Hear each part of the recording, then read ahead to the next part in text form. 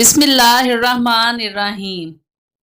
جو لوگ دینی وظائف مثلاً آیت کریمہ، چاروں کل، آیت الکرسی یا کوئی بھی وظیفہ بغیر وضو کیے پڑھتے ہیں تو یہ ویڈیو آپ کے لیے ہے۔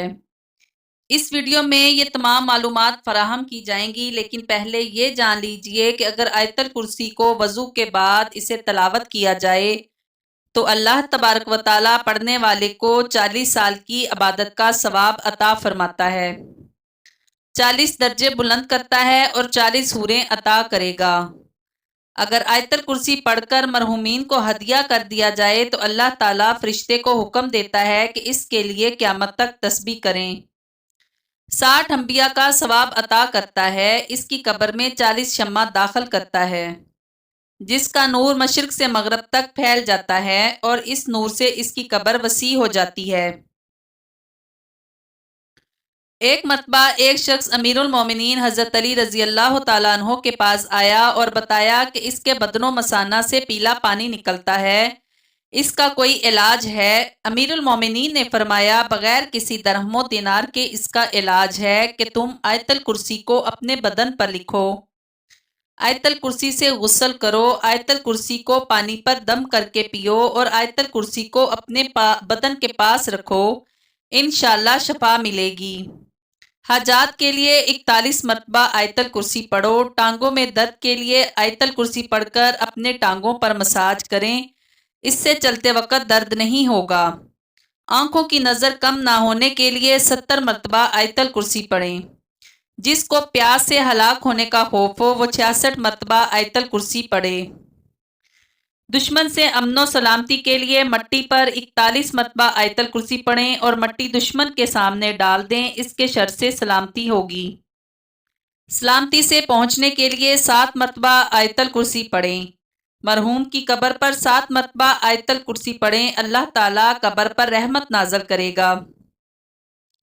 جیل سے جلد رہائی کے لیے 1001 مرتبہ آیت الکرسی پڑھیں۔ مریض کی شفا یابی کے لیے 3 دن لگاتار 101 مرتبہ آیت الکرسی پڑھیں۔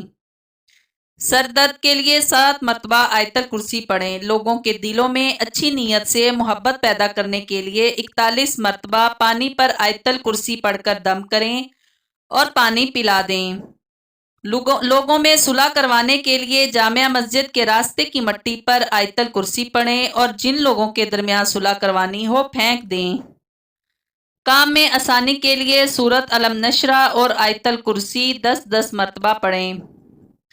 بچوں کی بلاؤں سے سلامتی کے لیے 40 مرتبہ آیت الکرسی پڑھیں اور پھر لکھ کر اس کو بچے کے گلے میں ڈال دیں۔ آیت الکرسی پڑھنے کے فضائل تو بہت زیادہ ہیں، لیکن یہاں پر ہم اس کے چند خاص ذکر پر ہی اکتفا کرتے ہیں۔ ہر روز صبح و شام پڑھنا چور، ڈاکو اور آتش زدگی سے تحفظ کا ذریعہ ہے۔ ہر واجب نماز کے بعد اس کا پڑھنا رزق میں فراوانی کا باعث ہے، اور اگر اس کو لکھ کر کھیت میں دفن کر دیا جائے تو وہ چوری اور نقصان سے بچا رہے گا اور اس میں برکت ہوگی۔ ہر روز فرض نماز کے بعد اس کا پڑھنا سانپ اور بچھو کا تعویذ اور جنس و انس کے ضرر سے بچاؤ کا سبب ہے۔ اس کو لکھ کر اگر گھر میں رکھا جائے تو چوری سے بچاؤ کے لیے موجب ہے، اور اگر اسے لکھ کر دکان میں رکھا جائے تو اس سے خیر و برکت ہوگی۔ ہر شخص کا سوتے وقت اسے پڑھنا فالج سے حفاظت کا باعث ہے۔ نبی کریم صلی اللہ علیہ وآلہ وسلم سے منسوب ایک روایت میں ہے کہ جو شخص فرض نماز کے بعد آیت الکرسی کی تلاوت کرے گا، خدا اس پر نگاہ رحمت کرے گا اور آسمان سے ایک فرشتہ بھیجے گا جو دوسرے دن اس وقت تک صرف اس کی نیکیاں ہی لکھے گا اور برائیوں سے چشم پوشی کرے گا۔ دوسری جگہ بیان ہوا ہے کہ جو آیت الکرسی پڑھے گا خدا خود اس کی روح قبض کرے گا اور وہ اس شخص کی طرح ہوگا جس نے پیغمبروں کے ساتھ راہ جہاد کیا ہو اور شہید ہوا ہو، اور موت کے بعد بلا فاصلہ جنت میں جگہ ملے گی۔ اس کی تلاوت سے فکر و فاقہ دور ہوتا ہے، خدا کی طرف سے امان نامہ ملتا ہے، رزق میں وسعت ہوتی ہے اور خدا اپنے فضل سے اس کے مال میں اضافہ کرتا ہے۔ نبی کریم صلی اللہ علیہ وآلہ وسلم نے فرمایا، اے علی، آیت الکرسی میں 50 کلمات ہیں اور ہر کلمے میں اللہ عز و جل کی عطا کردہ 50 برکات ہیں۔ آیت الکرسی کا وہ مقام ہے جو ایک پہاڑ میں چوٹی کا ہوتا ہے۔ امام محمد باقر رضی اللہ تعالیٰ عنہ نے فرمایا، ایک مرتبہ آیت الکرسی پڑھنے والے کی دنیا کی ہزاروں مصیبتیں اللہ تبارک و تعالیٰ ختم کر دیتا ہے، جس میں کم از کم غربت ہے، اور آخرت میں عذاب قبر سے نجات حاصل ہوتی ہے۔ ابی بن کعب رضی اللہ تعالیٰ عنہ بیان کرتے ہیں کہ رسول اللہ صلی اللہ علیہ وآلہ وسلم نے ان سے سوال کیا کہ کتاب اللہ میں سب سے عظیم آیت کون سی ہے؟ تو وہ کہنے لگے کہ اللہ اور اس کے رسول صلی اللہ علیہ وآلہ وسلم کو ہی زیادہ علم ہے۔ یہ سوال کئی بار دہرایا اور پھر فرمانے لگے کہ وہ آیت الکرسی ہے۔ فرمانے لگے، اے ابو المنظر علم مبارک ہو، اس ذات کی قسم جس کے ہاتھ میں میری جان ہے، اس آیت کی زبان اور ہونٹ ہوں گے عرش کے پائے کے ہاں اللہ تعالیٰ کی پاکی بیان کر رہی ہوگی۔ عبداللہ بن ابی بن کعب رضی اللہ تعالیٰ عنہ بیان کرتے ہیں کہ ان کے والد کے پاس کھجوریں رکھنے کی جگہ تھی۔ میرے والد اس کا خیال رکھتے تھے تو ایک دن انہوں نے اس میں کھجوریں کم دیکھیں۔ وہ بیان کرتے ہیں کہ اس رات انہوں نے پہرا دیا تو رات ایک نوجوان کی شکل میں آیا، میں نے اسے سلام کیا اور اس نے جواب دیا۔ والد صاحب کہتے ہیں، میں نے اس سے کہا کہ تم جن ہو یا کہ انسان؟ اس نے جواب دیا کہ میں جن ہوں۔ وہ کہتے ہیں، میں نے اسے کہا اپنا ہاتھ دو، اس نے اپنا ہاتھ دیا تو وہ کتے کے ہاتھ کی طرح اور بالوں سے بھرا تھا۔ میں نے کہا کہ جن اسی طرح پیدا کیے گئے ہیں۔ کہنے لگا، جنوں میں تو مجھ سے بھی سخت قسم کے جن ہیں۔ میں نے کہا، تجھے یہ چوری کرنے پر کس نے ابھارا؟ اس نے کہا، ہمیں یہ اطلاع ملی کہ آپ صدقہ و خیرات پسند کرتے ہیں تو ہم نے یہ پسند کیا کہ ہم تیرا غلہ حاصل کریں۔ عبداللہ بن ابی کہتے ہیں کہ اسے میرے والد نے کہا، وہ کون سی چیز ہے جو ہمیں تم سے محفوظ رکھے گی؟ اس نے جواب میں کہا، یہ آیت الکرسی ہے۔ پھر وہ نبی علیہ الصلاۃ والسلام کے پاس گئے اور سارا قصہ بیان کیا تو نبی علیہ الصلاۃ والسلام نے فرمایا کہ اس خبیث نے سچ کہا ہے۔ ابو ذر رضی اللہ تعالیٰ عنہ بیان کرتے ہیں کہ میں نبی صلی اللہ علیہ وآلہ وسلم کے پاس آیا تو مسجد میں تشریف فرما تھے تو میں بھی بیٹھ گیا۔ نبی کریم صلی اللہ علیہ وآلہ وسلم نے فرمایا، اے ابو ذر، کیا تو نے نماز پڑھی ہے؟ میں نے نہیں میں جواب دیا تو نبی کریم صلی اللہ علیہ وآلہ وسلم فرمانے لگے، اٹھ کر نماز پڑھو۔ میں نے اٹھ کر نماز ادا کی اور پھر بیٹھ گیا تو نبی کریم صلی اللہ علیہ وآلہ وسلم فرمانے لگے، اے ابو ذر، انسانوں اور جنوں کے شر سے پناہ طلب کرو۔ وہ کہتے ہیں کہ میں نے رسول اکرم صلی اللہ علیہ وآلہ وسلم سے کہا کہ کیا انسانوں میں بھی شیطان ہوتے ہیں؟ تو نبی کریم صلی اللہ علیہ وآلہ وسلم فرمانے لگے، جی ہاں۔ میں نے نماز کا کہا تو رسول اکرم صلی اللہ علیہ وآلہ وسلم کہنے لگے کہ یہ اچھا موضوع ہے، جو چاہے زیادہ کر لے اور جو چاہے کم کر لے۔ وہ کہتے ہیں کہ میں نے پھر سوال کیا کہ روزے کے بارے میں نبی کریم صلی اللہ علیہ وسلم فرمانے لگے، فرض ہے، اس کا اجر دیا جائے گا اور اللہ تعالیٰ کے ہاں اور زیادہ اجر ملے گا۔ میں نے کہا، اے اللہ کے رسول صلی اللہ علیہ وآلہ وسلم، صدقہ؟ تو وہ کہنے لگے، اس کا اجر ڈبل سے بھی زیادہ ہوتا ہے۔ میں نے کہا، کون سا صدقہ بہتر ہے؟ فرمایا، قلیل اشیاء کے مالک کا صدقہ کرنا اور یا پھر فقیر کو چھپا کر دینا۔ میں نے کہا، اے اللہ کے رسول صلی اللہ علیہ وآلہ وسلم، سب سے پہلا نبی کون تھا؟ فرمانے لگے، آدم علیہ السلام۔ میں نے کہا، اے اللہ کے رسول، کیا وہ نبی تھے؟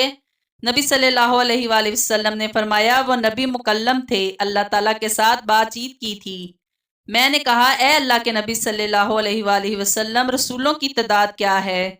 فرمانے لگے، 310 سے کچھ زیادہ، اور ایک مرتبہ یہ فرمایا کہ 315۔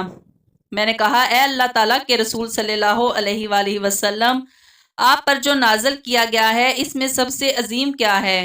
فرمایا، آیت الکرسی۔ محترم ناظرین، آئیے اب آپ آج کے سوال کا جواب تلاش کرتے ہیں کہ کیا بغیر وضو کے آیت الکرسی پڑھ سکتے ہیں؟ آیت کریمہ اور چاروں کل پڑھ سکتے ہیں؟ تو سب سے پہلے جان لیجئے کہ وضو کرنا شرط ہے۔ صرف نماز کے لیے، یعنی جب بھی نماز ادا کرنی ہو تو اس سے پہلے وضو کرنا فرض ہے۔ اب یہاں یہ سوال بھی اٹھتا ہے کہ ایک شخص کا وضو پہلے سے ہی موجود تھا اور اگلی نماز کا وقت ہو گیا تو کیا وہ پھر سے وضو کرے گا؟ تو جان لیجئے کہ اگر وضو کو فاسد کرنے والا کوئی کام نہیں ہوا اور اسے کامل یقین ہے کہ اس کا وضو قائم ہے اور اگلی نماز کا وقت شروع ہو گیا ہے تو اس کے لیے اسے وضو کرنے کی ضرورت نہیں ہے۔ لیکن یاد رکھیں کہ قرآن کریم کی تلاوت کرنے کے لیے وضو کرنا شرط نہیں ہے۔ ایک شخص بغیر وضو کے بھی چلتے پھرتے اور اپنے روز برا کے کام سر انجام دیتے ہوئے قرآن پاک کی تلاوت کر سکتا ہے، مگر قرآن پاک کو چھونے، پکڑنے، قرآن سے دیکھ کر تلاوت کرنے کے لیے وضو شرط ہے۔ البتہ اگر آپ کو وہ صورتیں زبانی یاد ہیں جو آپ تلاوت کرنا چاہتے ہیں تو آپ بغیر وضو کے بھی کر سکتے ہیں۔ لہٰذا ہر ایک مسنون دعا، خواہ وہ گھر سے باہر نکلنے کے لیے ہو، گھر میں داخل ہونے کے لیے ہو، سفر پر جانے کے لیے ہو، اذان کا جواب دینے کے لیے ہو، بیت الخلاء میں جانے یا کھانا کھانے کی دعا ہو، وہ آپ بغیر وضو کے کسی وقت بھی پڑھ سکتے ہیں۔ بہت سی دعائیں قرآن کریم سے لی گئی ہیں۔ جب ان دعاؤں کو بغیر وضو کے پڑھ سکتے ہیں تو قرآن پاک کو بھی بغیر وضو کے پڑھ سکتے ہیں۔ لیکن جب زبانی پڑھنا ہو، اب یہ بھی جان لیجئے کہ آیا ناپاکی کی حالت میں آیت الکرسی، آیت کریمہ یا چاروں کل پڑھ سکتے ہیں یا نہیں؟ تو جان لیجئے کہ ناپاکی کی حالت میں تمام وظائف کو پڑھ سکتے ہیں، ذکر و اذکار بھی کر سکتے ہیں۔ مثلا میاں بیوی نے آپس میں صحبت کی، غسل نہیں کیا اور سونے لگے تو وہ سونے سے پہلے چاروں کل ضرور پڑھیں۔ اسی طرح اگر عورت حالت حیض میں ہے اور وہ ذکر و اذکار کرنا چاہتی ہے، مثلا کلمے، درود یا کوئی دیگر وظائف پڑھنا چاہتی ہے تو پورے اطمینان کے ساتھ پڑھ سکتی ہے۔ اب یہاں ناپاکی کی اقسام بھی بیان کرتے چلیں کہ اگر حالت جنابت میں ہے یا حالت حیض و نفاس میں ہے، یا خواتین کے کپڑے چھوٹے بچوں کے پیشاب یا پاخانہ کر دینے کی وجہ سے ناپاک ہو چکے ہیں، یا مرد حضرات جو باہر کام کرنے کے لیے گئے ہیں، باہر کیچڑ یا گٹر کا گندا پانی وغیرہ ان کے کپڑوں پر لگ گیا تو یہ تمام حالتیں ناپاکی کی ہیں۔ ان تمام حالتوں میں اب زبانی ذکر و اذکار اور دیگر مسنون دعائیں جو روزمرہ کے معمولات میں پڑھی جاتی ہیں، ان کو بے فکر پڑھ سکتے ہیں، ہرگز کوئی قباحت نہیں ہے۔ اب کچھ لوگوں کے ذہن میں یہ بھی آئے گا کہ اگر ناپاکی کی حالت میں بھی ذکر اذکار کر سکتے ہیں اور بغیر وضو کے بھی کر سکتے ہیں تو پھر دونوں میں فرق ہی کیا ہے؟ تو محترم ناظرین، فرق یہ ہے کہ بغیر وضو آپ قرآن کو چھوئے بغیر قرآن کی صورتوں کی تلاوت بھی کر سکتے ہیں۔ البتہ ناپاکی کی حالت میں اگرچہ آپ ذکر و اذکار اور وظائف کی نیت سے قرآن کی صورتیں پڑھ سکتے ہیں، لیکن تلاوت کی نیت سے قرآن کی صورتیں زبانی بھی نہیں پڑھ سکتے۔ آخر میں بتاتے چلیں کہ اگرچہ بغیر وضو کے آیت الکرسی، آیت کریمہ، چاروں کل اور دیگر صورتیں پڑھ سکتے ہیں اور قرآن کریم کو ہاتھ لگائے بغیر تلاوت قرآن پاک بھی کر سکتے ہیں اور ان کو اجر و ثواب بھی ملے گا، لیکن اگر آپ یہ عمل باوضو ہو کر کریں گے تو اس کی فضیلت اور اس کا درجہ بلند و برتر ہوگا۔